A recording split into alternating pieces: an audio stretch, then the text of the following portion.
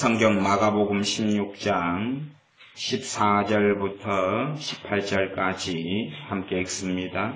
그 후에 11제자가 음식 먹을 때에 예수님께서 저희에게 나타나사 저희의 믿음 없는 것과 마음이 완악한 것을 꾸짖으시니 이는 자기의 살아난 것을 본 자들의 말을 믿지 아니함일러라. 또 가라사대 너희는 온 천하에 다니며 만민에게 복음을 전파하라. 믿고 세례를 받는 사람은 구원을 얻을 것이요 믿지 않는 사람은 정죄를 받으리라. 믿는 자들에게는 이런 표적이 따르리니 곧 저희가 내 이름으로 귀신을 쫓아내며 새 방언을 말하며 뱀을 집으며 무슨 독을 마실지라도 해를 받지 아니하며 병든 사람에게 손을 얹은즉 나으리라 하시더라. 아멘. 주님께서 부활하신 후에 14절에 보면 11제자가 음식 먹을 때에 예수님께서 저희에게 나타나사 저희의 믿음 없는 것과 마음이 완악한 것을 꾸짖으시니 11제자의 믿음이 없는 것은 말씀을 믿지 않는 것이고 우리 주 예수님께서 부활하신다고 친히 말씀하셨고 나아가서 부활을 본 사람들이 증거했어도 그것을 믿지 않은 것입니다. 저희의 믿음 없는 것과 마음이 완악한 것을 꾸짖으시니 마음이 완악하다는 건 마음이 닫혀있고 마음이 강팍하다는 것입니다. 그것을 주님께서 꾸짖으셨습니다. 주님께 3년을 배운 사도들이 주님과 함께 동행하며 밥을 먹으며 주님의 이름으로 권능을 받아서 귀신을 쫓아내며 병든 자를 치유하며 복음을 전파하고 살았던 이 사도들도 시험에 빠지고 시험에 든 다음에는 믿음이 없어져 버리고 또한 그들의 마음이 완악해져 버렸다는 사실입니다. 우리가 예수를 믿는 믿음도 마찬가지입니다. 우리가 신앙생활하는 여정 가운데 우리의 믿음이 더 강해져 갈 수도 있지만은 연약해져 갈 수도 있고 이렇게 마음이 완악해져 버릴 수도 있습니다. 심지어 부활하신 주님을 만난 다음에 이 사도들은 우리가 고기 잡으러 가겠노라 그리고 고기 잡으러 갈릴리 호수로 떠나버린 사건도 있습니다. 부활하신 주님을 만났음에도 불구하고 고기 잡으러 가겠다 그리고 가버리는 것이 이러한 계속된 마음의 완화감, 강파감들이 있다는 사실입니다. 신약성경은 계속하여 예수 믿는 사람들이 믿음이 강해지고 강성해진 경우도 있었고 믿음이 더 굳건해지고 굳세지는 경우도 있었고 믿음이 더 약해지는 경우도 있었어요. 믿음에 더 문제가 벌어지고 믿음에 떨어지는 경우도 있었고 믿음에 실족하고 잃어버리는 경우. 그래서 믿음에 대한 말씀이 실제로 신약 성경에 있어서 핵심을 차지. 구원에 대한 말씀과 믿음에 대한 말씀은 하나로 연결되어 있는 말씀이고 구원과 믿음에 대한 말씀이 실제로 하나로 흘러가며 성경에서 가장 중요한 핵심을 이루고 있다는 사실입니다. 주님께서 다시금 이 사도들에게 말씀하시는 것이 15절부터입니다. 또 가라사대 너희는 온 천하에 다니며 만민에게 복음을 전파하라. 만민에게 복음을 전파하라. 제가 그런 이야기를 했었습니다.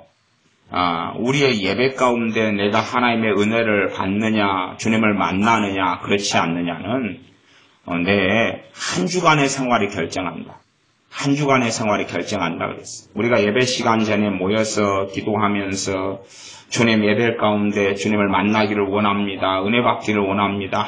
아무리 기도하고 주장해도 사실은 그 기도가 효력 있고 유효한 경우는 거의 없고 내가 실제로 어제, 그제, 그그제 어떻게 살아왔느냐 그것이 오늘 예배가 과연 이 예배가 내게 얼마나 또한 하나님의 은혜 속에 내가 들 것이냐 그렇지 않을 것이냐를 가름하는 것이 될 뿐이다 하는 이야기를 제가 몇 차례에 걸쳐서 한 적이 있습니다.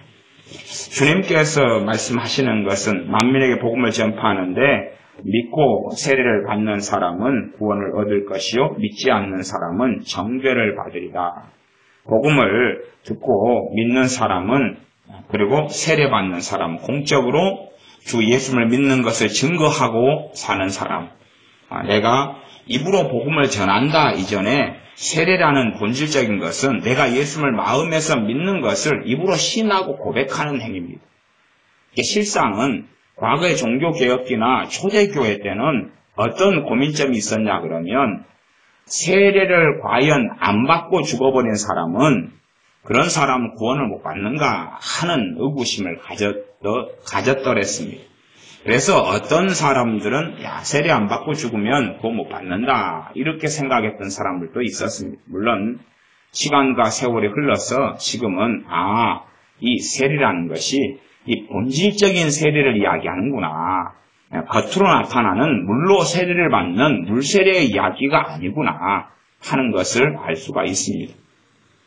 실제로 나이로 한다면은 보통은 헌법상에 만 15세가 되어야 세례를 받고 그 이전에는 부모가 모태신앙일 때, 부모 중에 한 명이 모태신앙일 때에 유아세례를 아이는 일찍 난 지 얼마 안 돼서 받을 수는 있습니다. 그러나 그 다음에 이제 믿고 신앙성을 하는 경우 유아세례도 안 받고 또 만 15세가 되지 않은 믿는 아이들이 그때 죽으면 어떻게 하겠습니까? 세례를 안 받았다고 구원을 못 받는다. 그것은 아니다 하는 이야기죠.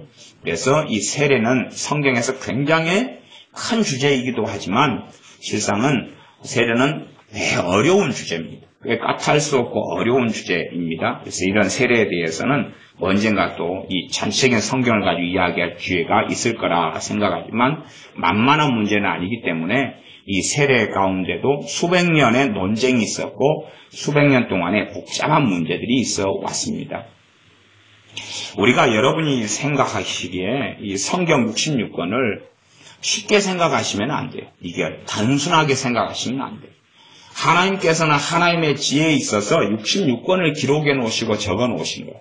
그러나 우리는 성경을 꽤 단순하고 쉽고 간략하게 이해하려고 애쓰는 노력들을 하는 수가 있어요. 절대 그런 어리석음 속에는 들어가서는 안 됩니다. 간략하고 쉽고 단순하게 자꾸만 이해하려고 하면 어리석어집니다.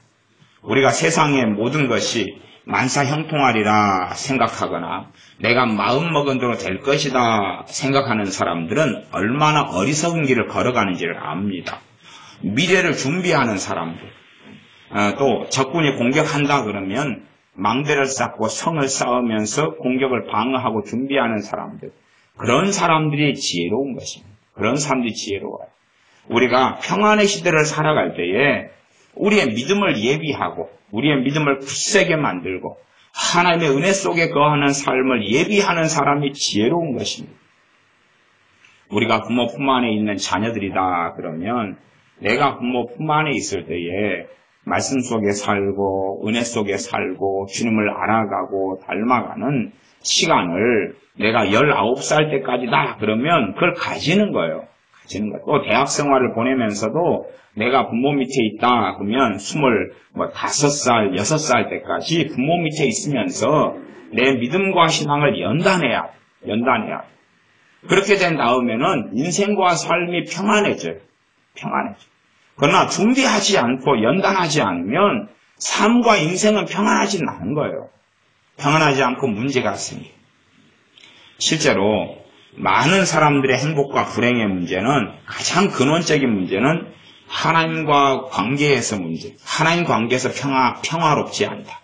하나님과 관계에서 좋지 않다. 좋지 않은 근원적인 문제는 우리의 죄가 가로막고 있고 나아가서 본질적으로는 우리의 죄 이전에 가장 본질적이고 심각한 죄가 있어요. 그냥 우리가 부부싸움을 했다, 혈기를 부렸다, 화를 냈다, 누구를 미워했다, 증오했다, 근심했다, 절망했다, 정욕적으로 살았다. 그러한 죄 이전에 본질적인 죄가 있어요. 본질적인 죄는 하나님의 법을 기뻐하지 않아요. 하나님을 즐거워하지 않아요. 하나님을 영광스럽게 하고 살고 싶은 마음이 없어요. 그런 게 없는데 어떻게 죄를 이길 수 있어요? 어떻게 죄를 안 지을 수 있으며 어떻게 하나님의 은혜가 임하고 올 수 있겠느냐 그 말이에요. 근원적으로 하나님의 은혜는 하나님을 기뻐하고 하나님을 즐거워하고 하나님을 사랑하고 하나님을 섬기기를 원해야 돼요. 사랑과 믿음과의 관계도 참 어려운 이야기입니다. 이 어려운 이야기를 단순한 몇 마디로는 말할 수 없습니다. 그렇지만 본질적으로 하나님에 대한 믿음이 있어야지 그래야 하나님을 알아가게 되고 성령의 역사가 나타나고 하나님을 알아가면서 하나님을 진정으로 사랑할 수 있다는 사실입니다. 하나님을 알아감 없이 하나님을 사랑하는 건 없는 거예요. 아무것도 모르는데 그냥 사랑한단 말이에요.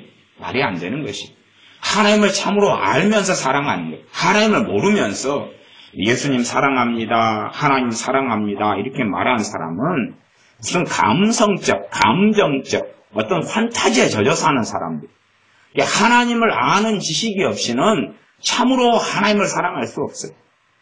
우리 주 예수 그리스도를 알아감이 없이는 주님을 사랑할 수 없어요. 실제로 삶 속에서 믿음과 기도를 통해 말씀을 통해 찬양을 통해 주님과 만나는 삶을 통해서 그 다음에 사랑해 가는 거예요. 주님을 아니까, 체험하니까, 만나니까 하나님 말씀이 삶 속에서 역사하면서 하나님 말씀을 통해 주님을 알고 하나님 말씀을 통해서 하나님을 알아가니까 그 다음에야 하나님을 사랑해 가고 우리 주 예수님을 사랑해 갑니다. 그러나 주님을 알아가지 않으면 주님을 사랑할 수는 없는 거예요. 그건 어떤 샤머니즘과 이상한 종교를 세우는 것입니다. 전능하신 하나님을 알아감 없이는 하나님을 사랑할 수 없는 거예요. 알아간다는 것은 알아갈 때에 믿음이 역사해요. 믿음은 들음에서 난다고. 믿음은 말씀을 들음에서 나는 것이에요. 우리가 하나님 말씀을 온 마음을 다해 청중하고 듣기를 원해야 돼요. 그냥 요행수로 성경 좀 읽으면 설교 좀 들으면 예배 좀 참석하면 믿음이 생겨나겠지. 그러지만 그렇습니다. 믿음은 그렇게 해서 단순하게 생겨나지 않습니다.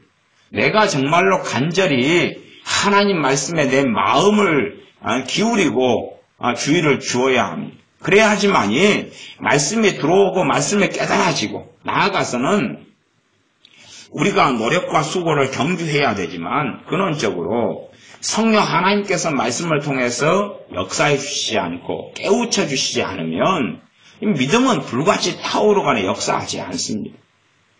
그래서 하나님과 내 사이의 근원적으로 관계의 문제가 우리의 불행과 우리의 어려움의 가장 근원적인 문제.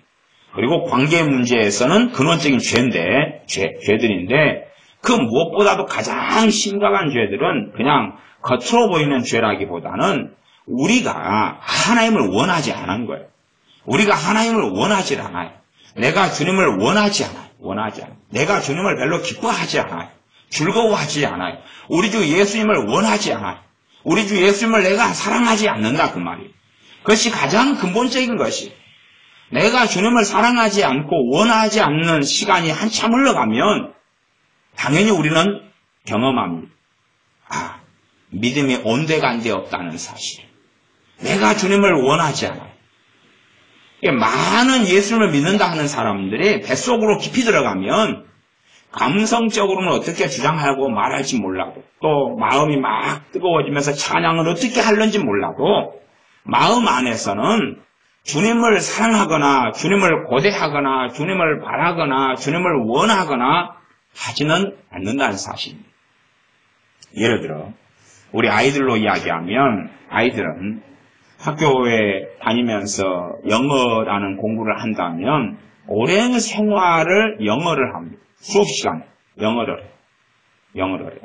그러면 초등학교 일단 한 6년이라고 칩시다. 초등학교 6년, 중학교 3년, 고등학교 3년, 12년이죠.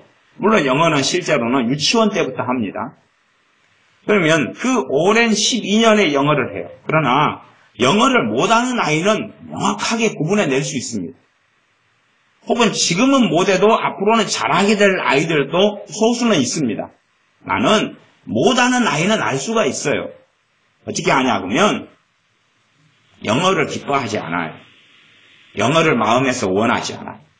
원하지 않으면서 어디에 앉아있어요? 수업시간에 앉아있어요. 그러면 영어 수업시간이 또 영어 선생님이 영어를 원하지 않는, 영어를 사모하지 않는 나를 바꿔줄 거라고 기대를 하는 거예요. 그것은 기대는 결코 충족되지 않습니다. 오히려 영어 수업 시간에 참여하면 참여할수록 영어가 더 힘들어지고 어려워지고 고통스러워지고 실제로는 시간 낭비 속에 들어갑니다. 마찬가지에 수학이라는 과목이 있다 그러면 수학 못하는 아이는 뻔합니다. 왜 뻔하냐 그러면 수학을 기뻐하지 않아요. 수학을 원하지 않아요. 수업 시간에 앉아 있어도 계속 마음에서 뭘 거부합니까? 수학을 거부해요. 수학을 거부해요. 그래놓고 수학 실력이 좋아지고 공부가 잘 되기를 바란다면 그건 얼빠진 생각이에요. 얼빠진 생각. 그 되지를 않는 거예요. 되지를 않아요. 물론 수학을 하는 초기에나 영어를 하는 초기에는 마음 상태가 서로 간에 복잡하겠죠. 알지도 못하는 수학을 사랑하거나 좋아하거나 기뻐할 수 없겠죠. 또 수학을 해나가고 영어를 공부하는 과정이 꽤 기쁘고 행복한 과정은 아니겠죠. 그러나 결국은 영어를 즐거워하는 사람만이 영어의 고지에 도달할 수 있을 것이고 수학을 즐거워하는 사람만이 수학의 고지에 도달할 수 있을 것이고 어떤 공부를 즐거워하고 좋아하는 사람만이 공부하는 시간 동안에 말할 수 없는 행복을 누릴 거예요. 이 땅에는 학자들이 많습니다. 그러면 학자들은 공부를 오래 기피한 사람들이에요. 그 사람들은 결국은 어떤 사람들이겠어요? 학문을 사랑한 사람들. 학문을 사랑한 사람들. 아이들은 대부분 학교에 가면 과학을 힘들어합니다. 그러나 이 시대에는 과학자가 많습니다. 그 과학자는 어떤 사람들이겠습니까? 아이들이 또 많은 사람들이 힘들어하는 과학을 이 아이들은 과학자들은 기뻐하고 즐거워한 사람들. 기뻐하고 즐거워했기 때문에 이 과학에서 진보하고 발달하고 성장한 거고 그리고 결국 과학자로서 선 거예요. 그러니까 우리의 자녀들도 뭔가를 즐거워하고 기뻐하는 게 없다. 특별히 공부에 있어서 공부를 기뻐하고 즐거워하는 게 없다. 그런다면 정말 공부할 수 있는 시간에 대하여 감사함이 없다. 즐거워함이 없다. 지금 이 시대에 아이들이 자유롭게 무상 교육을 받을 수 있고 나아가서 얼마간 조금의 돈으로 이 학문을 배우는 시간을 가진다는 건 수천 년 인류 역사 속에서 대부분의 인류가 누리지 못했던 복이에요. 대부분의 인류가 누리지 못했던 복. 소위 말하면 우리같이 귀족이 아닌 사람들, 평범한 사람들, 서민들, 평민들 이런 사람들은 글자를 아는 것이 허락되지 않는 무수히 오랜 세월이 인류 역사 속에 존재했어요. 우리가 귀족 빼놓고 글자를 읽고 아는 것을 허락하지 않는 사회. 과거에 고려시대나 조선시대로만 흘러가도 이 서민들이 글자를 배우고 알려 그러면 양반들이 몰매를 쳐서 죽여버리기도 했어요. 왜? 너희들은 글자 아는 게 너희들에겐 허락되지 않았어. 기동량으로라도 이 종이 돼서 하인이 돼서 글자를 배우고 읽으려 그러면 가만두지 않는 시대가 역사적인 것이에요. 그러나 정말로 놀라운 시대에 우리 자녀들은 살아가면서도 자신들이 배움의 시간을 가지고 있다는 것. 그것에 대한 가치를 몰라요. 가치를 모르고 그냥 되는 대로 그 시간을, 세월을 허송세월하고 낭비하고 말지. 마음에가 없으니까. 그러니까 똑같이 학교 수업이다 그러면 50분 수업을 들어도 50분 수업에 대해서 마음이 없는 아이들은 수업이 맞춰도 남는 건 하나도 없어요. 그러면서 누구를 탓하냐 그러면 선생님을 탓하거나 학교를 탓하거나 그래. 자기 탓은 아니에요. 자기 탓은 아니에요. 그리고 멍청이가 돼서 이 고등학교 3학년을 마치고 마는 것이 아무것도 얻는 것 없이. 마찬가지입니다. 대학이라는 4년도 마찬가지예요. 대학교에서도 대학교 교수님들이나 대학이 대학생을 만들어주는 게 아니에요. 대학생을 갖고 가는 것도 아니에요. 그냥 대학이라는 공부의 시간을 4년을 가지면서 자신이 책임을 지고 얼마나 그 학문을 또한 기술을 또 기능을 아니 그 학업을 열심을 다해서 이루어 가느냐 하는 것입니다. 어떤 면에서 그런 면에서 영적인 원리는 대동소이하고 같다 그렇게 말할 수 있겠습니다. 신앙생활의 진보는 내가 주님을 사랑하는 데 있습니다. 주님을 사랑하지 않으면 신앙생활의 진보는 없습니다. 믿음의 진보는 없습니다. 주님을 사랑하면 사랑할수록, 주님을 고대하면 고대할수록, 주님을 원하면 원할수록. 그래서 제가 항상 우리 아이들 같은 경우는 신앙생활에 있어서 별로 제가 기대를 안 한다 그랬어요. 그냥 부모 품 안에 보호받을 때는 좋아요. 구원받은 것처럼 보이고 예수 믿는 것처럼도 보이고 기도하는 것처럼도 보인다 그 말이에요. 그러나 부모 품 안을 떠나면 아무것도 아니에요. 왜 그러냐면 뱃속에가 주님을 사모함이나 주님을 고대함 자체가 없기 때문에 그래요. 하나님을 즐거워함 자체가 없기 때문에 그래요. 그냥 신용만 하는 거예요. 믿는 신용만 하는 거예요. 믿는 신용하는 것을 많은 경우에 자녀들은 내가 믿고 있다고 거짓말하고 착각을 하는 것이 내가 믿고 있다고 믿는 신용을 하는 거예요. 혼인잔치에 부모의 이름을 힘입어서 잠깐 들어와 가지고 있는 거예요. 잠깐 동안. 그런데 나는 믿고 있다고, 잘 믿고 있다고. 심지어 이 교회 시스템이 교회 활동들로 많이 채워지는 교회들이 있어요. 교회 활동들. 예를 들어 중고등부도 하면 중고등부 임원을 뽑고 회의를 하고 중고등부 수련회를 가고 중고등부 행사를 하고 1일 찻집을 하고 성가대를 하고 모임을 가지고 이런 경우들을 하면 그 속에 들어가면 활동 자체를 신앙이라고 믿음이라고 애들이 착각해버려요. 중고등부에서 하는 신앙의 어떤 행위, 종교적인 행위, 자기들이 만들어낸, 필요에 따라서 만들어낸 행동들, 그것을 가지고 주님 만나는 시간, 예배하는 시간이라고 착각해버리면서 종교적인 행위들을 통하여서 아이들이 나는 믿음이 있다, 이렇게 정신질환 속에 들어가는 경우도 아주 많습니다. 내가 정말로 믿음이 있는 사람이면 실제로는 주님을 사랑하고 사모해야 해. 주님을 사랑하고 사모해야 해. 내가 주님을 위하여 살려는 마음이 있어야 돼. 다시요. 예수님이 나를 위해서 십자가에서 죽으셨고 부활하셨다는 걸 믿는 것이 예수님을 믿는 거예요. 예수님이 나를 위해 자신의 목숨을 내 죄를 위한 화목제물로 바치셨다는 것을 믿는 것이 예수님을 믿는 거예요. 그러면 예수님을 믿는다는 것은 예수님의 생명을 내가 받았다는 이야기. 예수님의 한없는 생명을 내가 받았다는 이야기. 그 주님의 놀라운 사랑과 생명을 내가 그 목숨을 내가 받았다는 거예요. 그러면 당연하게 우리도 내가 하나님께서 만드신 피조물이기 이전에 마땅히 주 예수님의 생명을 받고 사랑을 받은 사람이면 나도 이제 사랑을 드려야 되고 생명을 드려야 하는 것은 마땅한 것입니다. 내가 예수님을 사랑해야 하는 것은 당연한 신자의 의무이자 본질적으로 신자의 특권이 되는 거예요. 예수님을 사랑할 수 있다는 것은, 전능하신 아버지 하나님을 경외하고 사랑할 수 있다는 것은, 주 예수님을 사랑함이 없이 예배에 참여하고 주 예수님을 사랑함 없이 신앙의 여정을 계속하고 전능하신 하나님을 경외하고 사랑함 없이 시간을 보내는 것은 허송세월입니다. 허송세월이. 귀를 닫고 귀에다가 귀마개를 갖다 꽂은 상태에서 아이가 수학 시간에 학교 수업 시간에 앉아 있는 것하고 똑같은 것이. 내가 주님을 사랑함 속에 들어와야 되고 내가 주님을 기뻐함 속에 들어와야 돼. 그런 사람이 상호작용으로 하나님의 계명에 마음이 열릴 수 있고 성령 하나님께서 하나님의 계명 그리스도의 말씀에 내 귀를 기울이시도록 도와줄 수 있어요. 주님이 하시는 몫이 있고 성령 하나님이 하시는 일이 있고 내가 해야 될 일이 있어요.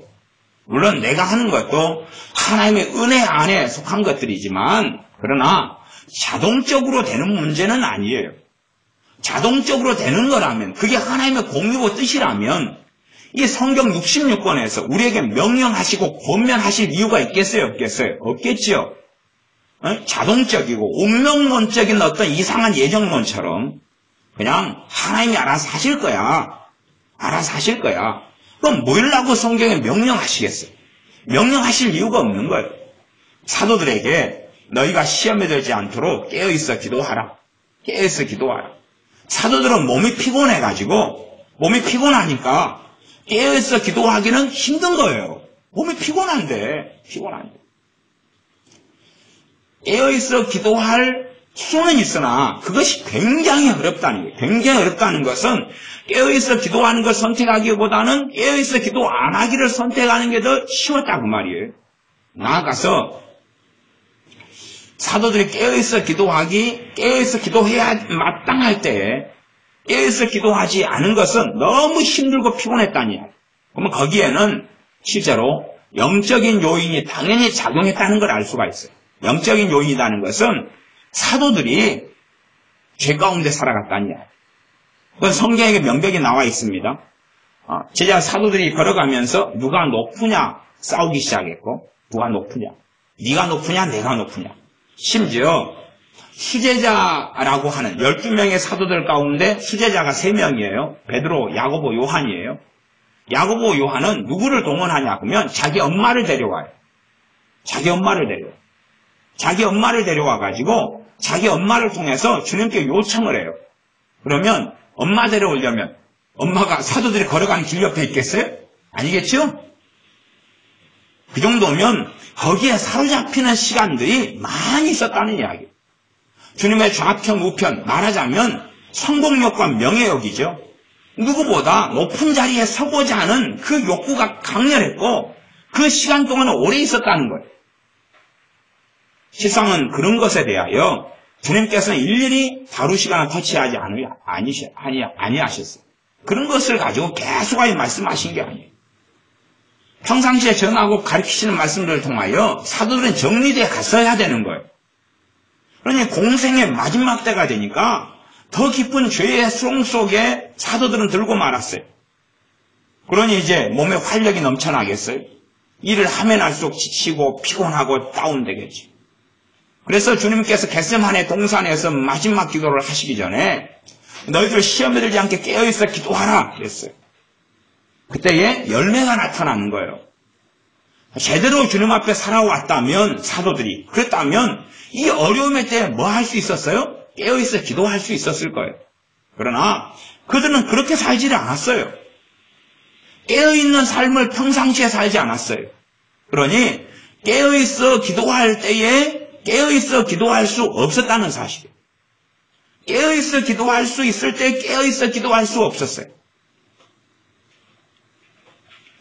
우리는 인생사에서 많은 일들, 많은 경우들이 생겨납니다. 실제로요. 대한민국에는 목회자들이 많아서 교회만 6만 교회가 넘고 목회자는 당연히 6만 교회가 넘으니까 6만, 8만, 10만 이럽니다. 그러면 주의 종들 목회자들을 이야기를 예를 든다면 목회자들의 인생과 삶 속에서 별의별 일이 다 있어요. 별의별 일이 다 있어요. 별의별 일이 다 있다는 것은 기본적으로 그냥 예기치 않은 사고로 죽는 경우들은 흔하다 그 말이에요.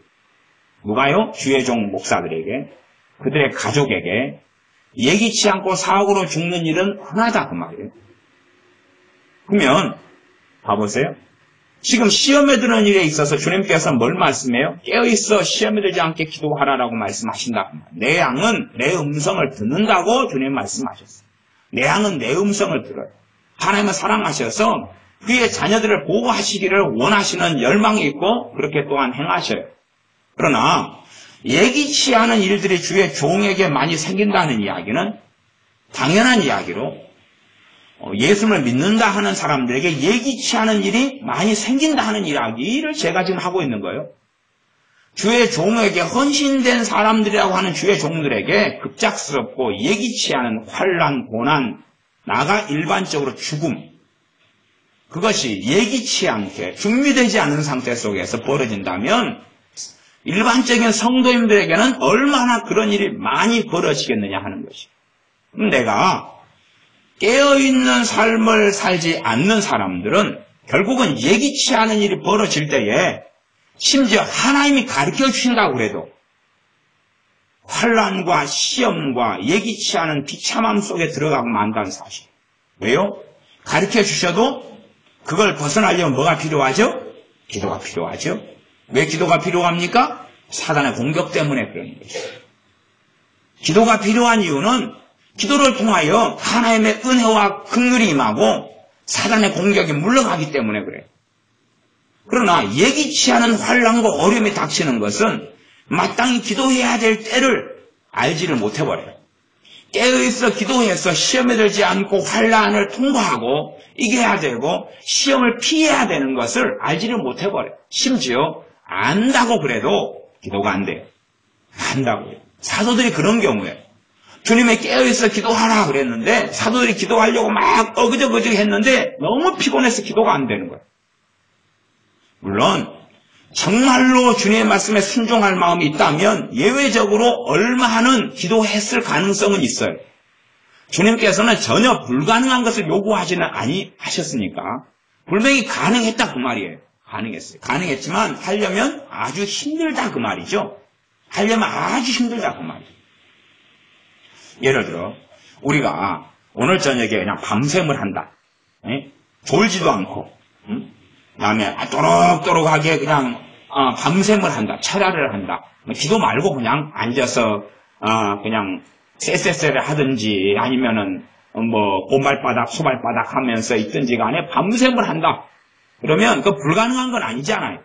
그러나 못할 사람도 있다 그런 말이에요. 못할 사람도 있다. 예를 들어서 밤새워가지고 막 게임을 했거나 밤새워서 막 또 지금 애들 시험 기간이니까 시험 공부를 했거나 건전하게 그러면 이제 잠이 좀 필요하고 또 다른 일이 필요하니까 그러니까 잠이 올 거라 그 말이에요. 그런 경우는 이제 평상시에 공부는 좋은 거지만 어쨌든 다른 활동, 일, 밤새 드라마를 봤다, 뭘 봤다 그러면 이제 밤새우는 것 자체가 그 사람들은 굉장히 어려울 거다 그 말이에요. 그러나 정상적으로 자고 생활했고 컨디션이 좋고 이런 사람은 밤새우는 것 자체가 그냥 굉장한 고통이나 어려움은 아니라 가능하고 수월한 일이 될 거라 그 말이에요. 그러니까 우리의 환난과 어려움 때에 실상은 많은 사람들이 듣지를 못해요. 주님으로부터 듣지를 못해요. 환난과 시험을 면하기 위하여 기도해야 한다는 성령님의 음성을 듣지를 못해요. 듣지를 못하고 심지어는 들었다 할지라도 생활 자체와 삶 자체가 기도할 상태가 안 돼버리는 거예요. 우리가 예를 들어서 내 마음 안에 분노가 막 쌓여서 분노가 막 목까지 치밀어 올라요. 어쩌다가 우리는 압니다. 지금의 기도가 필요할 상황이다. 기도가 돼요? 안 돼요? 안 되는 것이요. 기도가 안 되는 거예요. 분노가 막 목까지 치밀어 올라요. 그러면 내 자신이 사단의 공격을 많이 받는 것이고 그 다음에 환경이 내가 살아가는 환경이 사단의 공격을 굉장히 많이 받는 거예요. 사람들은 뭘 이해를 못하냐 그러면 봐보세요. 온유한 자는 땅을 기업으로 차지할 것이다. 온유한 자는 땅을 기업으로 차지할 것이다. 그러면 지금 내 상태하고 내가 살아가는 환경하고는 긴밀하게 하나가 돼 있는 거죠. 다시요. 부모에게 순종하는 사람. 순종은 핵심이 그겁니다. 부모가 시킨 대로 하는 문제 있잖아요. 내가 부모의 기쁨이 되는 걸 이야기하는 거예요. 순종의 개념을 잘 생각하셔야 됩니다. 어떤 자식이 복을 받느냐? 그러면 누구를 기쁘게 하는 거예요? 부모를 기쁘게 하는 거예요. 물론 부모가 원하는 대로 살아가는 인생을 이야기하는 건 아닙니다. 조종되고 막 그런 살아가는 걸 이야기하는 게 아니에요. 말씀 안에 살아가면서 그러니 어떨 때는 부모와 자식이 서로 원수가 된다. 이럴 때는 하나님께 순종하고 살아가지만 세상적이고 육적이고 마귀적인 부모는 그것을 원하지 않고 기뻐하지 않을 수도 있어요. 않을 수 있어요? 나 이것은 이제 많은 경우 예외적인 이야기예요. 내가 예수님을 믿으면서도 뱀같이 지혜로우라 했어요. 비둘기같이 순결하라 그랬어요.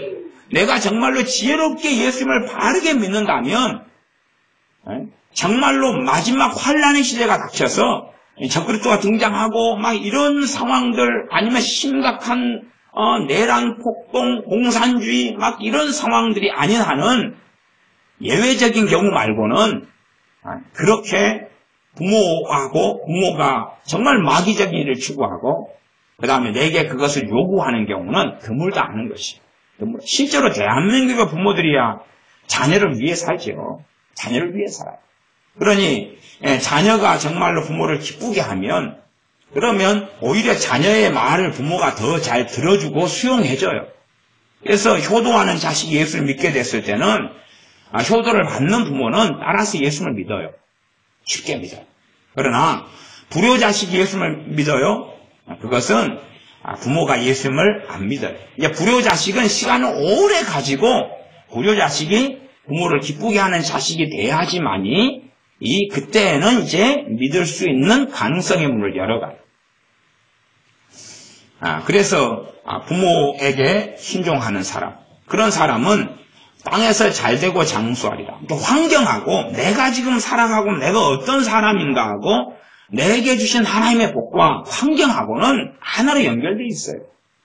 예수 믿는 사람들은 뭘 알아야 되냐 그러면 내 환경이 막혀간다. 나하고 하나님 관계가 좋다 안 좋다? 안 좋다는 걸 알아요. 우리가 학생이다. 그러면 알아야 돼요. 자, 간단한 이야기를 해드릴게요. 내가 성격이 안 좋다. 성격이 좋다 그래서 하나님 관계가 좋다는 건 아니에요. 그러나 거꾸로는 맞아요. 내가 학생인데 성격이 안 좋다. 그러면 누구하고 관계가 안 좋은 거예요? 하나님 관계가 안 좋은 거예요. 하나님 관계가 안 좋으니까 공부하는데 하나님께서 도와주시지 않는다.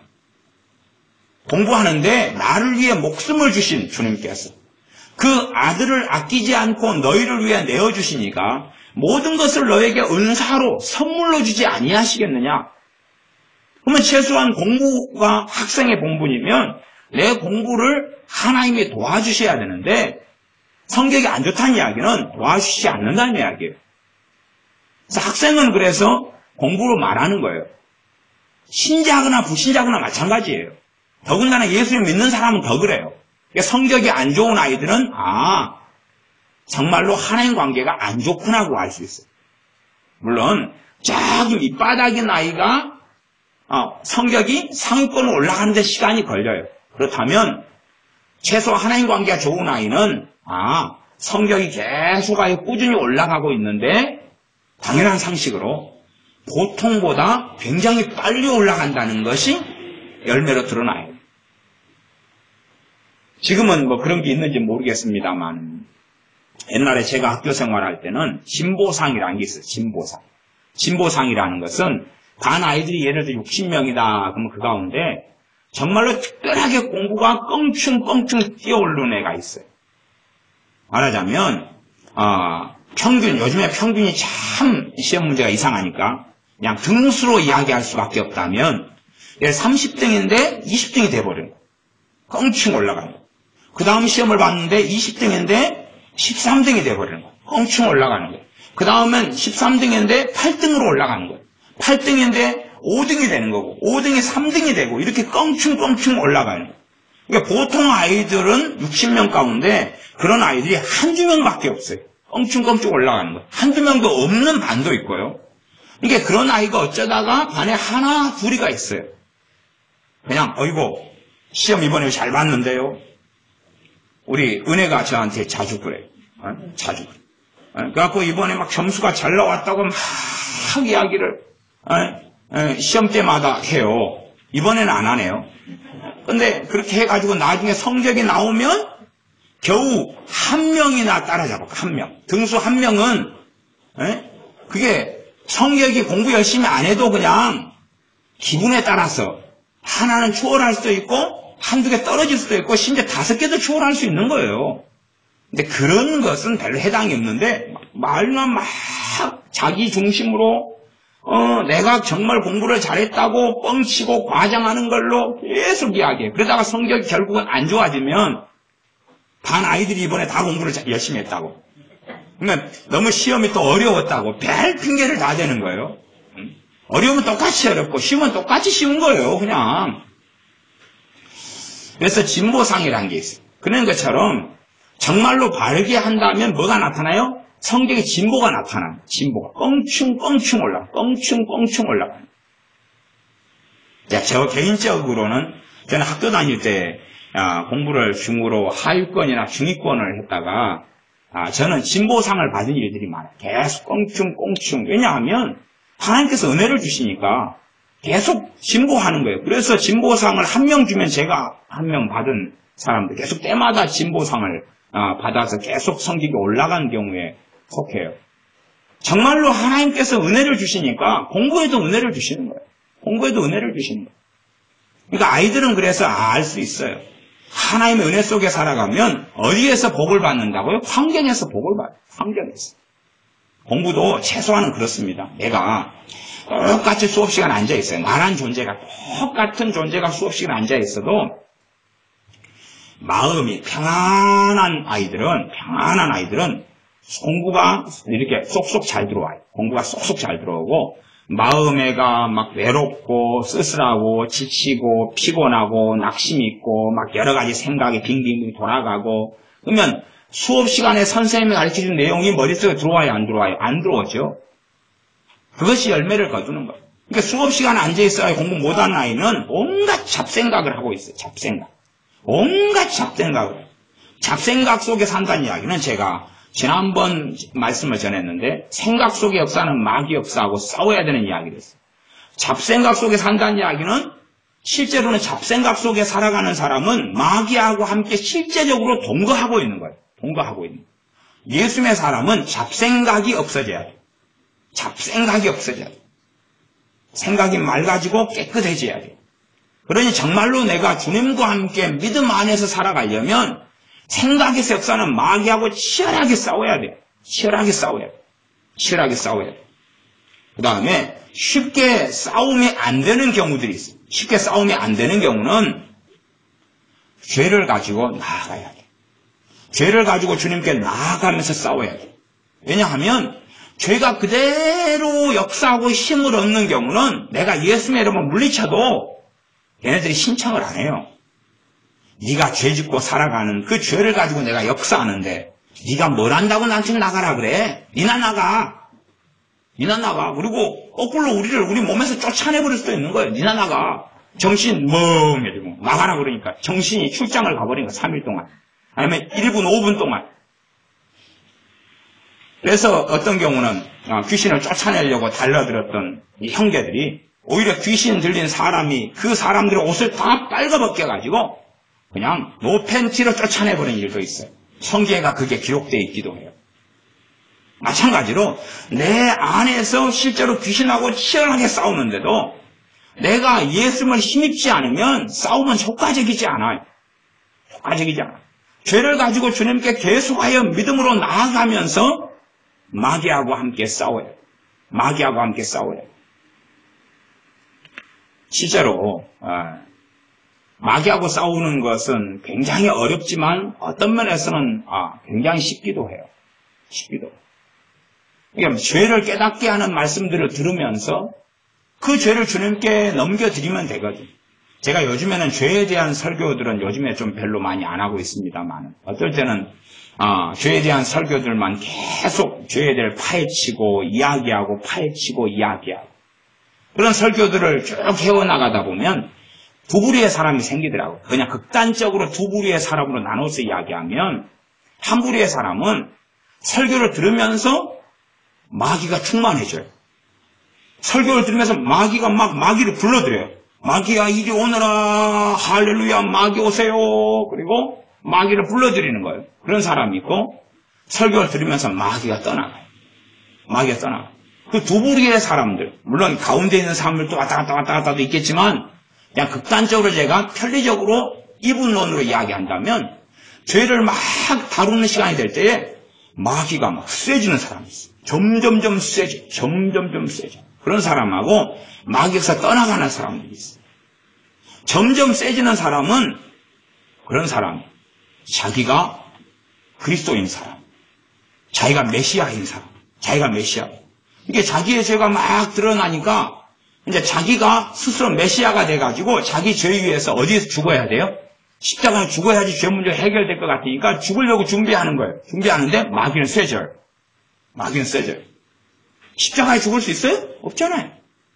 자기의 죄 문제를 자기가 처리하려고 막 하는 사람이 듣고 마귀가 점점점 세져요. 참 희한한 사람들을 간혹 가다 봤어요. 아니 간혹 가다가 아니라 실제로는 자주 있어요. 죄에 대한 설교를 하면 말하자면 뭐 그런 이야기는 말이 안 되지만 그냥 복골복이라 그럴까요? 제 눈에 보기에는 어떤 사람은 죄를 막 다루면 은혜가 임해고 성령 충만이 임해요. 기쁨이 임해요. 왜냐하면 내 죄 문제를 해결할 수 있는 분이 누구 말고는 없어요? 주님 말고는 없잖아요. 주님 말고는 없잖아요. 그런데 자기가 대단한 사도인 양 선지자도 못했는데 하나님의 말씀은 갈라디아서든 하박국이든 로마서든 율법의 행위를 통하여서는 의롭다함을 얻을 사람이 없나니 오직 의인은 믿음으로 말미암아 살리라. 그러면 율법의 행위란 말은 하나님 말씀을 잘 지키는 것을 율법의 행위라고 그러는 거예요. 그럼 율법의 핵심이 뭐냐 그러면 하나님을 사랑하고 이웃을 사랑하라는 거예요. 이 율법의 핵심이에요. 주님께서 정확히 말씀하셨어요. 온 율법과 선지자의 강령이 하나님을 사랑하는 것, 마음을 다하여, 뜻을 다하여, 성품을 다하여, 또한 이웃을 내 몸처럼 사랑하는 것, 이게 핵심이다 그랬어요. 그러면 율법의 행위가 있는 사람들은 누구보다도 하나님을 사랑하고 이웃을 사랑하는 사람들이고, 이런 사람들을 성경에서는 의인이다 그랬어요. 의인. 정말로 율법의 행위를 가졌다라고 말할 수 있는 사람들이 의인이에요. 의인. 그런데 율법의 행위로서는 아무도 의롭다함을 얻을 육체가 없다. 갈라디아서 말씀이나 로마서 말씀에, 또한 에베소서 말씀에, 골로새서 말씀에 그런 말씀들이 계속 있어요. 핵심이죠. 율법의 행위로서는 의롭다함을 얻을 수 없다.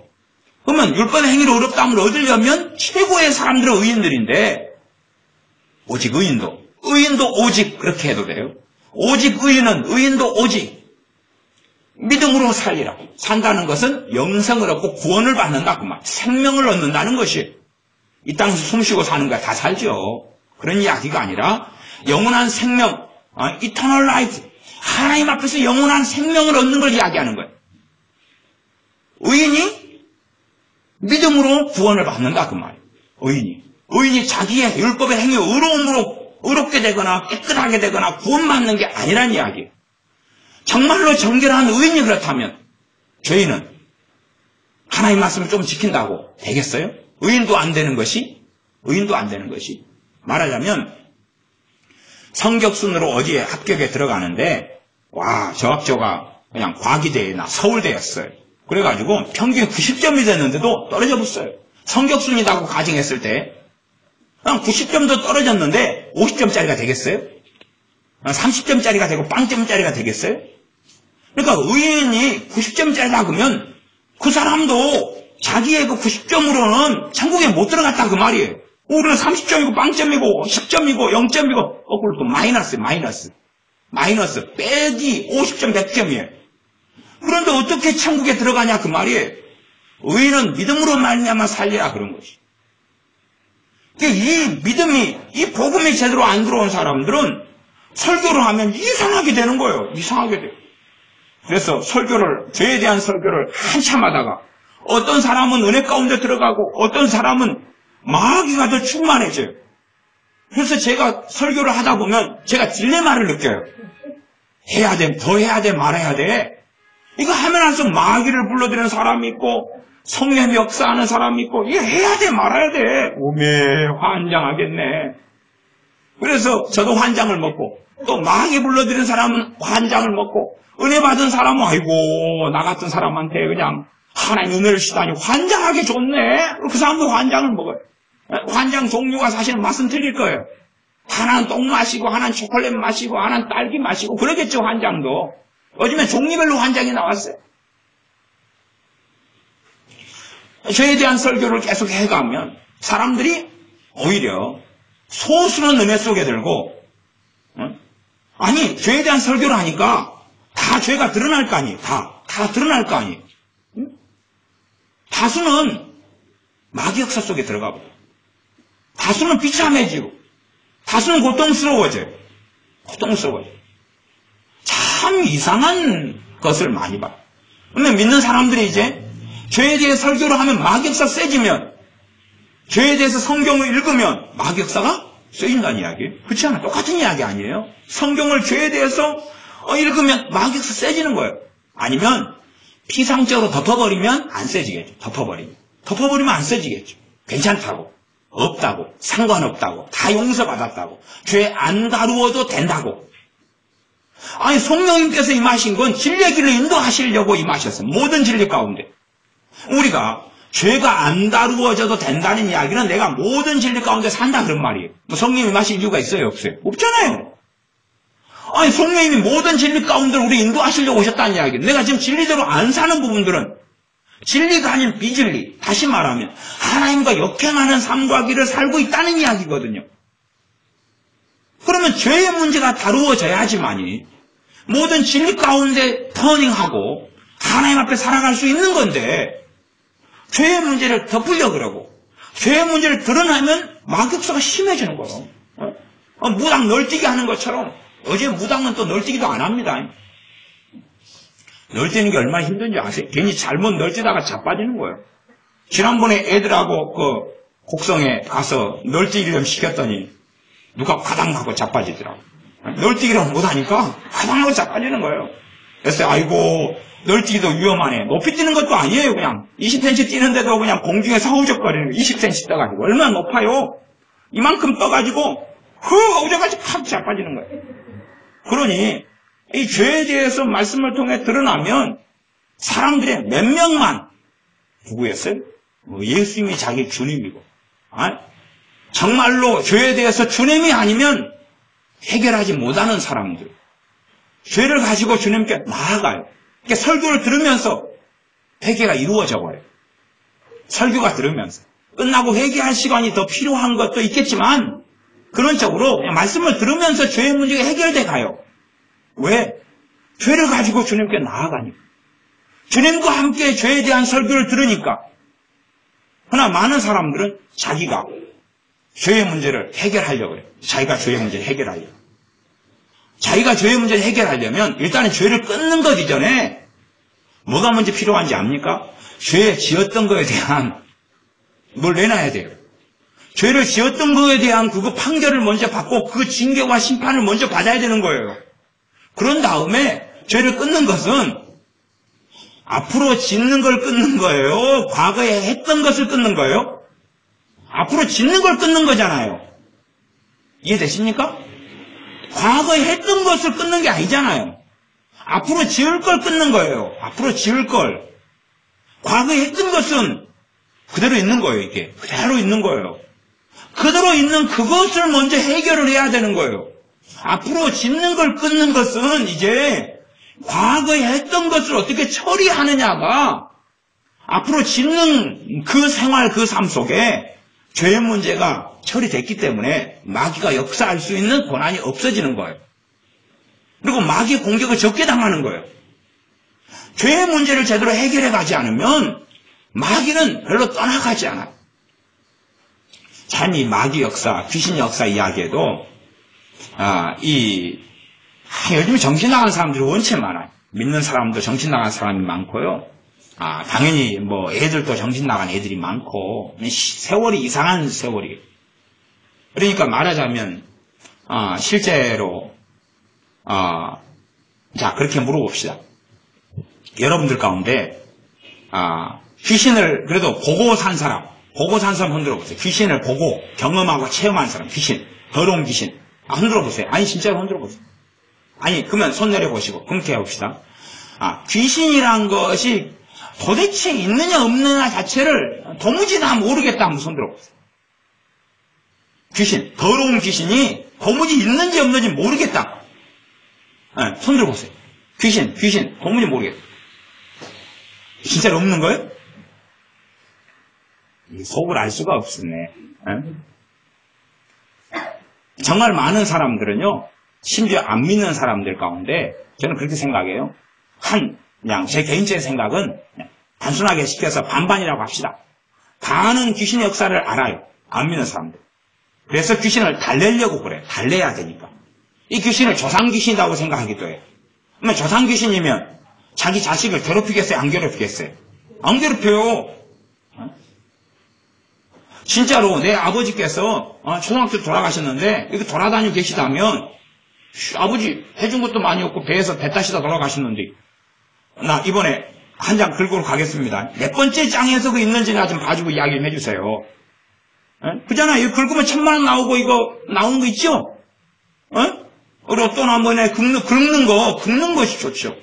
그럼 거기에서 하루 내내 앉아있으면 되잖아요. 돈을 좀 적게 드리고 하려면. 저기에서 지금 75번째 밑에 장에 보니까 그거 기야. 기다려. 75장을 다 살려면 돈이 아깝잖아요. 그럼 일단은 그래도 그냥 한, 넉넉하게 해서 밑에서 10장, 그거야. 그때 또 확 사버려야죠. 20장을 그냥. 응? 그걸 가르쳐줘야지요. 아버지가 돌아다니고 계시면, 할아버지가 돌아다니고 계시면, 가르쳐줘야죠. 사실은 제 할아버지 가운데, 제 할아버지, 친할아버지는 얼굴을 못 봤지만, 일찍 돌아가셔가지고, 제 외할아버지는 참 성품이 좋으셨어요. 정말로 그냥, 양반이었어요, 양반. 이런 양반, 좋은 양반이었어요. 양반이었어요. 그러면 그 양반이 돌아가셨으면 참 좋은 할아버지였어요. 그러면 그 할아버지는 더 가르쳐줘야죠. 근데 안 가르쳐주는 거예요. 떠돌아다니는 귀신이 아마 조상 귀신들이 다니고 있다 그러면, 사람이 죽은 영혼들이 돌아다니고 있다 그러면 서로 지그자그를 잘 되게 하려고 막 머리 잡고 흔들고 쌈박질하고 난리가 날 거예요. 결국은 패싸움이 벌어질 거예요. 가문 중심으로 이제 모여있는 거예요. 조상들이 쪽수로 힘을 모아야 되잖아요. 그렇죠? 아니, 서로 어느 집안이 잘 되게 하려면, 가령 예를 들어서 회사에서 승진 문제가 생겼다. 승진대상에 두 사람이 올랐다.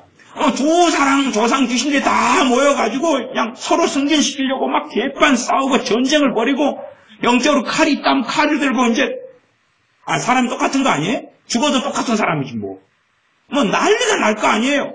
영적인 세계에서는 막 아우성이 벌어지고, 왜? 지금까지 인류가 살아온 연수가 있는데 죽은 사람들이 다 땅에 깔려 있죠. 조상 귀신이 있다 그러면 다 돌아다니고 있는 거예요. 다 돌아다니고 있는 거예요. 얼마나 많겠어요. 지금 사는 인구가 72억이면 사람이 죽어가지고 돌아다니면 72억만 되겠어요? 당연하게 상상할 수 없이 많죠.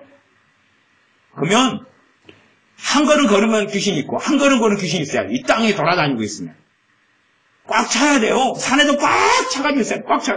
앉을 자리가 없다. 그만 죽어라. 아니면 죽은 제삿날에 저승에서 한번 나올 수 있다 그러면 저승에서 제삿날에 나오는 그것도 둥글납작하죠. 왜냐하면 먹는 음식은 한정돼 있지. 그러면 조상들은 한정돼 있어야 많아요. 많지요. 요즘은 잘도 적게 나가지고 또 제사 지내는 집도 별로 없지요. 그러니까 그때 한 끼 먹어야 되면 서로 막 미어터지고 달려 나와가지고 이 호로 자식이 젊은 놈이 나가 네 조상이 10대 조상이야. 젊은 놈이 처먹지 말고 나와. 먹을 것도 적구만. 근데 또 집계가 그랬어요. 요즘 어떤 사람이 이렇게 유언했다 그래요. 내가 좋아하는 것만 올려놔. 내가 좋아하는 것만 올려. 그리고 죽었대요. 근데 좋아하는 것이 족발, 피자, 짜장면 그랬대요. 그러니까 제사상 차릴 때 계속 중국집에 전화만 했대요. 족발집에 전화하고 야식집에 전화하고. 돌아가신 아버지가 야식만 좋아하고 중국집 음식만 좋아했어요. 갖고 준비할 게 없어요. 전화만 해가지고 짜장면 곱빼기로 갖다 주세요. 탕수육요. 족발요. 그래가지고 그것만 쫙 놔뒀어요. 그러니까 어느 집은 할아버지 제삿날마다 애들이 제일 좋아한대. 음식이 애들 취향의 음식이거든. 그러니까 이제 제삿날 내가 귀신들이 왔는데 이제 결국 인자 죽은 할아버지는 새파랗지요. 그러면 저기 17대 조상이 음식이 이게 뭐야? 어떤 놈이 싸가지 없게 이런 음식을 차려놨어. 이게 뭐 하는 거야? 뭐 하는 짓거리야? 그래가지고 이제 집단 다구리를 당해요. 돌아가신 할아버지 지근지근 밟아버려. 네가 족발 차리라 그랬어? 네가 이거 뭐야? 빨리 시커먼 거! 짜는 곱빼기인데요. 이놈 새끼가 이마 입이야 주둥이야. 막 영적인 세계가 있고 귀신이 있는데 사람이 죽은 영혼은 천국과 지옥으로 가버려. 이 땅에는 없어요. 하나님께 반역한 천사들이 죄로 인하여 반역한 다음에 영원한 심판을 받은 이들이 이 땅에서 사람에게 역사하고 하나님께 반역을 하고 하나님의 나라가 오지 않게 하고 영원히 사람들로 하여금 하나님을 반역하는 자들로 만들기 위해서 끊임없이 역사하는 거예요. 자기의 마지막 심판 때가 될 때까지. 그래서 성경은 계속하여 이 귀신에 대하여 계속하여 성경은 말씀해요. 아마 이 세상에 있는 어떠한 이 종교의 경전이 그런 것은 없어요. 그런 건 없어요. 이상한 이야기를 하지 본질적으로 귀신의 정체가 뭐고 실체가 뭐고 얘들을 어떻게 해야 된다는 건 다루는 건 성경 말고는 없어요. 이 하나님의 말씀에서는 너희가 내 이름으로 귀신을 쫓아내라 라고 말씀하고 있어요. 내 이름으로 귀신을 쫓아내라. 왜 쫓아내야 돼요? 그놈은 이로운 놈이 아니에요. 그놈은 도적이 오는 것은 귀신을 도적에게 비유했어요. 도적이 오는 것은 죽이고 멸망시키려는 것이다. 처음에는 좋은 것처럼 보이고 처음에는 온화한 것처럼 보인다 그 말이에요. 접신하는 사람들이 일반적으로 그 사람들은 무당이나 점장이라. 무당이나 점장. 그러면 무당이나 점장이하고 그 다음에 접신을 많이 하는 사람들이 어떤 사람들이냐 그러면 그 서양으로 이야기한다면 접시들이 그래요. 접시. 집시. 접시가 아니었어요? 언제 이름을 바꿨대요? 집시들이에요. 그러니까 우리식으로 한다 그러면 말하자면 거리에 이런 노래 부르는 친구들 같이 이런 애들 있잖아요. 우리도 지금 버스커, 이게 버스커라 그러는데 버스커들이 하는 이 버스커들 가운데서 정상적인 삶을 사는 사람도 있고 귀신 역사가 굉장히 많은 사람들은 이미 알아요. 옷이 거지처럼 남루하고 더럽고 머리가 지저분하고 그래요. 그런 걸 보면 귀신 역사가 굉장히 많은 거예요. 귀신 역사가 많으면 증상은 다양한데 그 중에서 가장 일반적인 증상은 더러워져요. 사람이 더러워져요. 그러니까 더러워지는 것은 지저분하고 더럽게 변해가요. 몰골도 거지처럼 변해가요. 먹을 것이 없어서 가난해서 거지가 되고 노숙자가 되는 것하고 그 다음에 귀신 역사가 많이 들어와가지고 그런 다음에 그런 양상이 벌어지는 게 있어요. 그러면 그런 사람들은 귀신 역사가 굉장히 많으니까 그래요. 그 다음에 이제 무당들이야 깨끗하게 하고 살잖아요. 하지만 실제로 들어가면 영적으로는 굉장히 당연히 더럽죠. 그러면 이 접신하는 무당들이나 점쟁이들의 인생과 삶을 보면 끝이 좋지 않아요. 그 다음에 지금 현재 살아나가는 사람도 정상적인 삶이 없어요. 가족관계도 정상이 아니고 그 다음에 생활도 정상이 아니고 생각도 정상이 아니고 뭔가에 완전히 사로잡혀서 미쳐가지고 사로잡아서 살아가는 거예요. 어느 심각한 것을 사로잡혀 살아가는 거예요. 정상적인 게 아니에요. 귀신과 함께 산다는 것은 결코 삶의 패망과 고통을 가져오는 것이지 삶의 평강과 은혜를 가져오는 게 아닙니다. 성경은 너희는 믿음을 굳게 하여 굳세게 하여 믿음을 강하게 하여 그 말이에요. 너희는 믿음을 강하게 하고 굳세게 해서 귀신을 마귀를 대적하라 이렇게 말씀해요. 마귀를 대적하라. 우리가 마귀하고 싸워야 돼. 그러나 마귀하고 싸우려면 죄의 문제를 처리해 가면서야 마귀하고 싸울 수 있어요. 죄의 문제를 처리해 가면서요. 그래서 평상시에 말씀을 많이 읽고 또 회개기도를 많이 하고 복음의 은혜를 체험하고 이런 사람들은 지난주에 제가 말씀을 전했던 것처럼 생각 가운데서 모든 생각 있잖아요. 이걸 물리치고 막 하면 잘 돼요. 마귀가 싹 떠나가. 근데 이 죄에 대해서 잘 처리를 안 해간 사람들은 막 싸워요. 싸우다가 싸우기 싫어요. 없어요. 기억에서 사라져버려요. 사라져버려요. 반나절을 갑자기 내내 생각 속 역사는 마귀 쫓아내다가 까먹어버렸네? 지나고 나니까 6시간 지났네? 12시간 지났네? 그래버리고 말아요. 그렇게 싸움 자체를 잊어버리고 싸워도 효력이 없어요. 왜냐하면 내가 믿음으로 물리쳐야 되는데 하나님 관계가 좋아야지만이 무엇은 강하게 역사해요? 믿음은 강하게 역사해요. 하나님 관계는 죄의 문제를 처리해 가는 거예요. 죄의 문제를 처리해 가요. 죄의 문제를 처리하지 않고 지금 미래에 지을 죄를 끊는다는 문제가 아니라 내가 지금 과거에 지었던 죄를 처리하는 문제예요. 처리하는 문제. 제가 누구의 뺨을 이렇게 한 대 탁 때렸다. 탁 때리는 순간에 뺨을 때린 것은 현재 사건이 되는 거예요? 과거 사건이 되는 거예요? 과거 사건이 되는 거예요. 실제로는 현재 짓는 죄라는 것은 개념상으로는 없어요. 본래가. 현재라는 것은 우리가 시간의 개념을 어떻게 잡든지 간에 그냥 점 하나 찍는 것이 현재예요. 시간의 한 순간의 경점일 뿐이다 그 말이에요. 그냥 찍고 넘어가요. 이게 실상은 현재가 있게끔 느껴져서 우리의 개념상에 우리는 현재 시대를 삽니다. 그리고 이제 넓게 이야기해서 그렇지만 아주 그냥 정밀하고 과학적이고 철학적으로 논한다면 현재는 있지만 너무나 짧게 순간적으로 지나가고 그 다음에 과거하고 미래밖에 없어요. 과거하고 미래밖에 없어요. 순간적으로 손이 올라갔어요? 내려왔죠 이제. 올라간 것은 과거로 변한 거예요. 내려온 것도 과거로 변한 거예요. 우리가 죄를 짓는 것은 본질적으로 과거예요. 다 과거로 변했어요. 과거로 변한 이 죄의 사건이라 그러면 죄의 사건. 이 죄를 지은 이 사건을 해결을 해야 된다 그런 말이에요. 주님이 아니면 어떻게 이 죄를 지은 사건을 해결할 수 있느냐 그것이. 우리가 성경에서 죄를 많이 접할수록 우리는 더 치열하게 믿음을 가지고 누구에게 나아가야 됩니까? 우리 주 예수 그리스도에게 나아가야 돼요. 그걸 멈춰버린 사람은 바른 신앙과 바른 믿음 가운데 되어지지 않는다는 사실입니다. 바른 신앙과 바른 믿음 가운데 되어지지 않아요. 자, 놀라운 것은요, 사람이란 존재입니다. 예, 자, 우리의 착각을 한번 생각해 보십시다. 우리의 착각은 뭐냐 그러면, 사람은 태어날 때 죄인으로 태어납니다. 부패하고 타락해서 태어납니다. 부패하고 타락에 태어나요. 그러니까 우리는 어떻게 생각하냐 그러면, 내 자식이 10살이다. 어이고, 10살. 어이고, 죄 없어. 별로 없어. 죄 지은 것도 별로 없지. 아니요. 끊임없이 죄가 솟아나요. 끊임없이 죄가 솟아나요. 어리다 해서 죄가 적은 게 아니에요. 끊임없이 죄가 솟아나요. 끊임없이 죄가 솟아나요. 9살 끊임없이 죄가 솟아나요. 5살 끊임없이 죄가 솟아나요. 20살 끊임없이 죄가 솟아나요. 당연히 이제 인생을 좀 많이 살아온 30, 40, 50, 60, 70, 80, 90은 알죠. 자기 살아왔던 인생과 삶의 죄로 가득히 있었다는 걸 아니까. 그러나 아이들에 대해서는 자기도 어린 시절을 살아왔으면서 기억이 없어요. 공부를 못했으니까.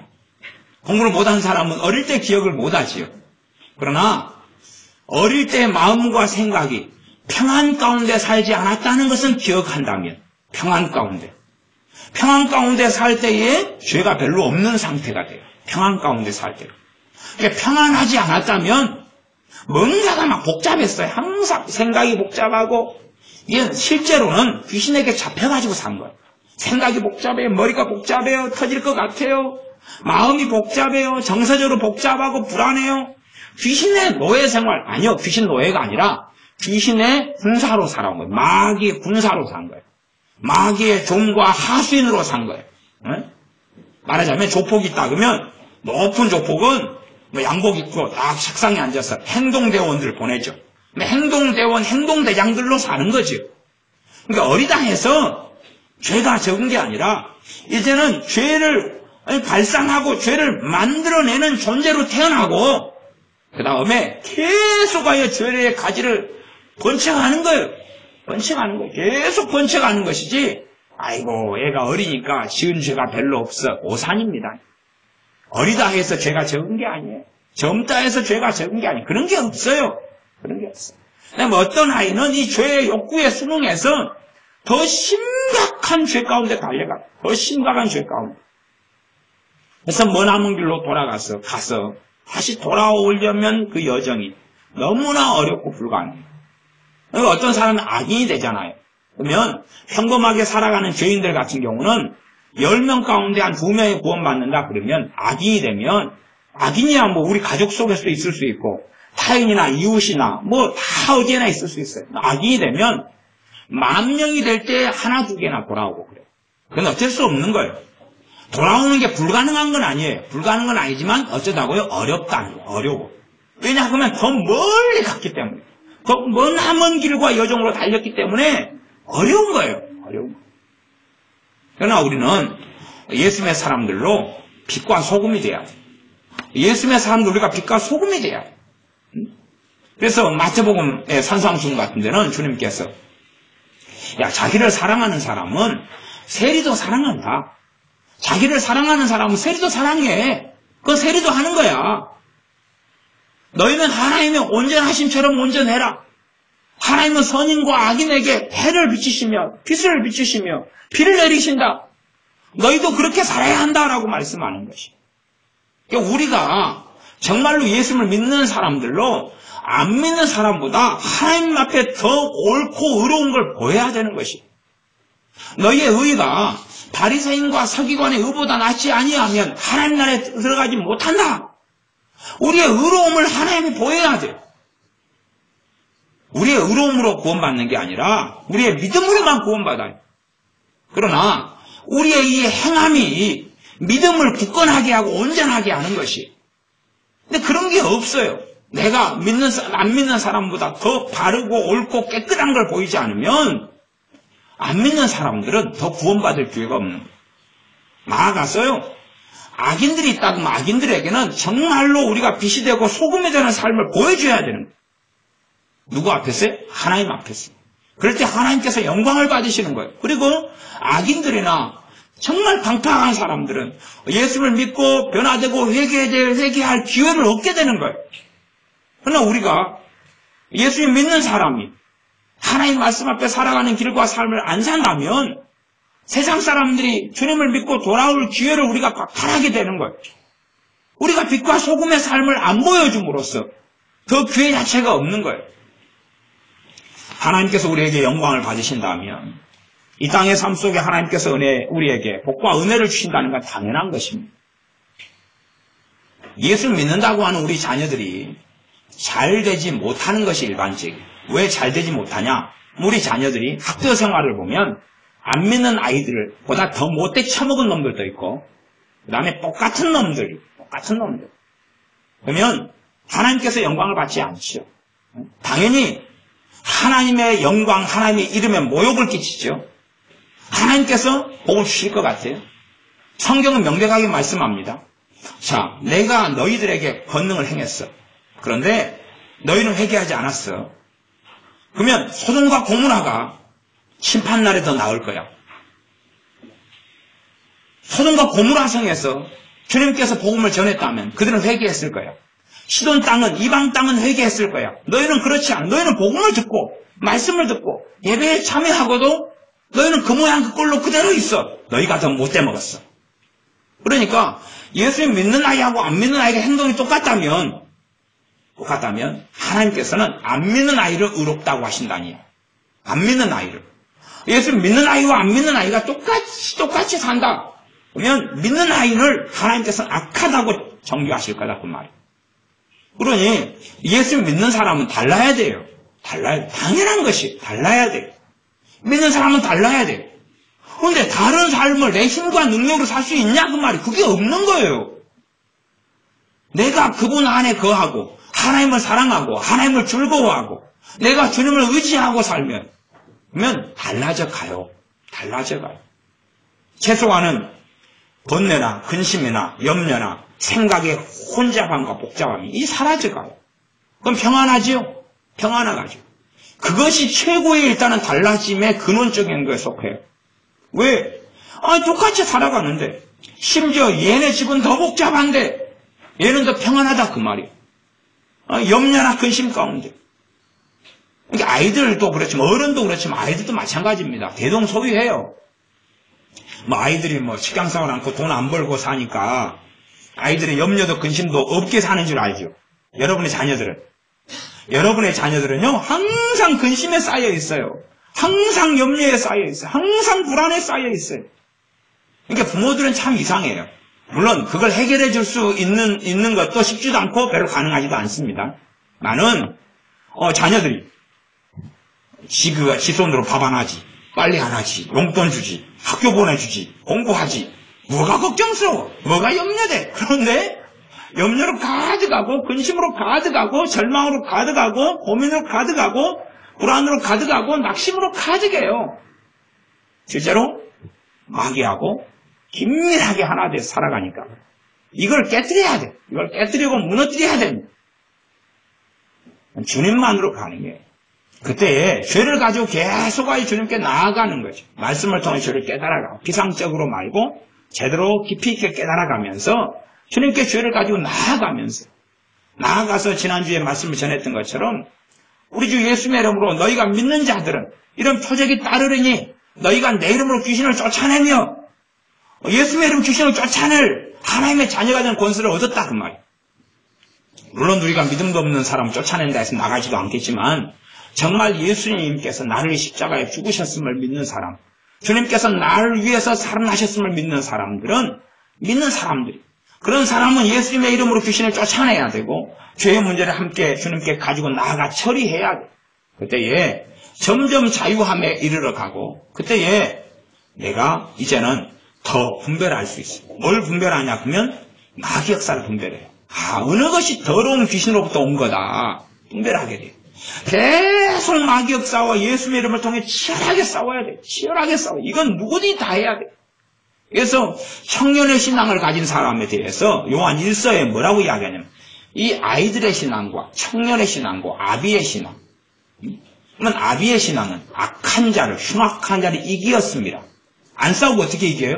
그냥 때가 되면 이겨진다고요? 아니요. 어릴 때부터 치열하게 싸워가지고 이제 흉악한 자를 이겨요.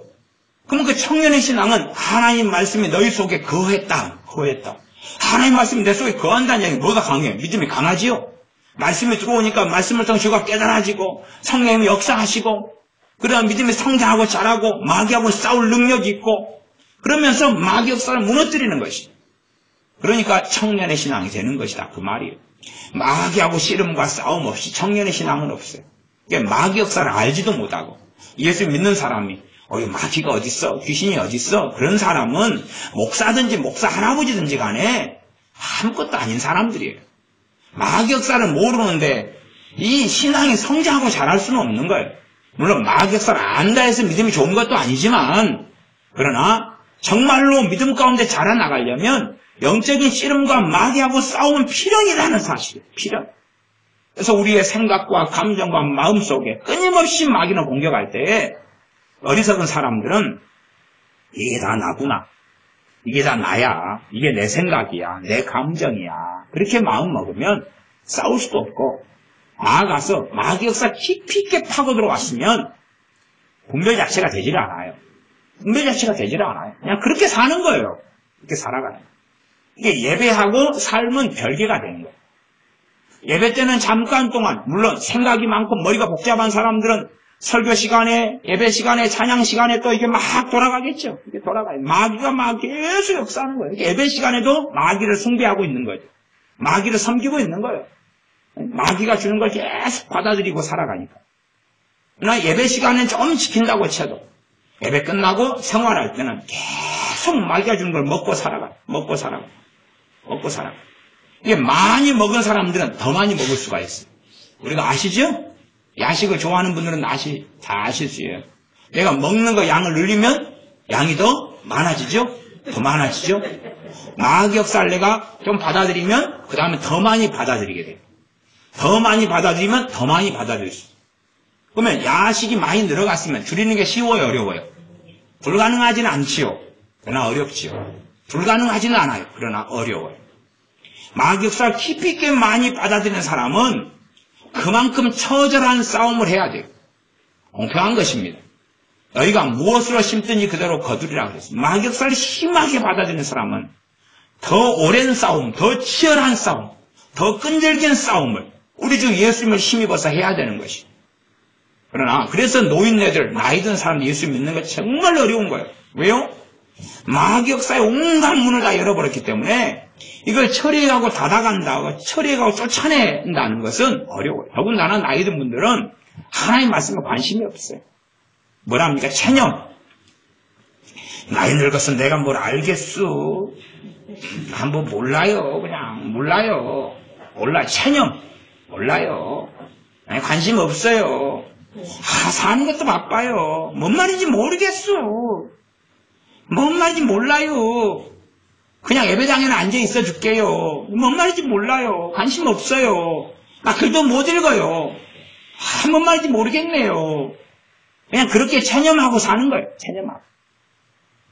그 사람들이 진짜 위험한 거예요. 그래서 나이 드신 분들은 믿음이 안 들어가요. 저는 그래서 이 나이 드신 노인분들을 목회하는 목사님들을 존경해요.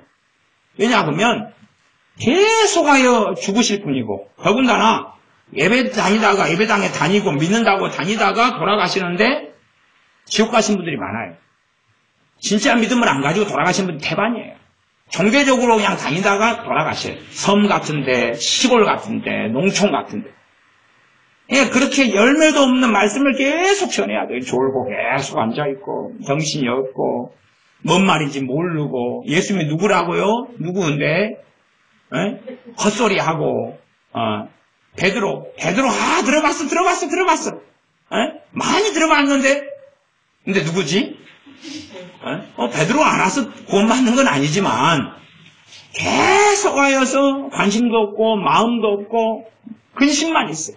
근심만 이야기해. 기도 시간만 되면 근심만 이야기해. 하나님, 큰아들 근심, 둘째 아들 근심, 셋째 아들 근심, 큰딸 근심, 둘째 딸 근심, 셋째 딸 근심. 목사님 묻죠. 어이구, 아들 이름도 근심이고 딸 이름도 근심이세요? 큰 근심이, 작은 근심이, 막둥이 근심이. 예, 그래요. 근심이 많아서 근심이라고 지었어요. 그러니까 계속 근심. 그 다음에 이제 손주들 근심. 계속 토로하고 이야기하고 노인네들이 모여서 서로 오바이트한 걸 나눠줘요. 노인네들이 모여서. 근심, 걱정, 절망을 나눠주고 낙심을 나눠주고 누구를 판단하고 정죄하고 아이 저 할망탱이 못돼 처먹었다고 또 서로 이야기하고 나눠주고 그렇게 살아가. 이게 말씀 안에 성장 자체를 못하는 거야. 두루 다니며 험담하고 한담하고 살아가는 삶을 살아요.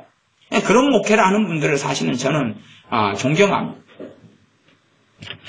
우리가 머물러 있고 멈춰 있다면 우리는 후퇴할 수밖에 없어요. 침륜에 빠지고 후퇴할 수밖에 없어요. 그러나 하나님 말씀 속에 진보를 가져와야 돼요.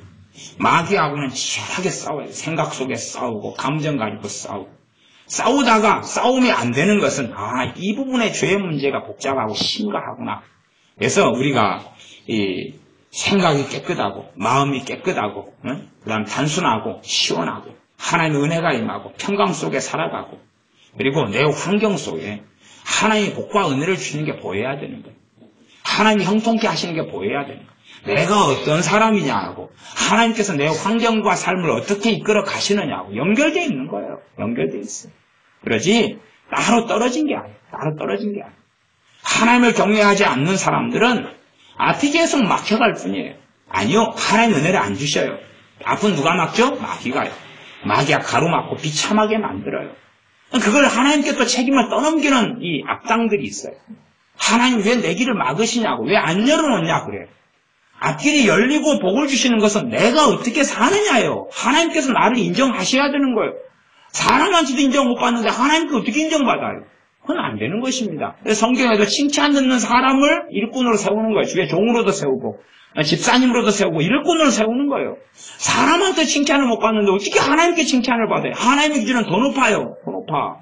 하나님의 기준이 밑바닥인 줄 아는 사람도 있는데 하나님의 기준은 밑바닥이 아니에요. 서울대 기준이 밑바닥인 줄 압니까? 하나님의 기준은 높아요. 아주 높아요. 사람에게 인정 못 받으면 하나님께는 별로 인정 못 받는 것입니다. 기도하겠습니다.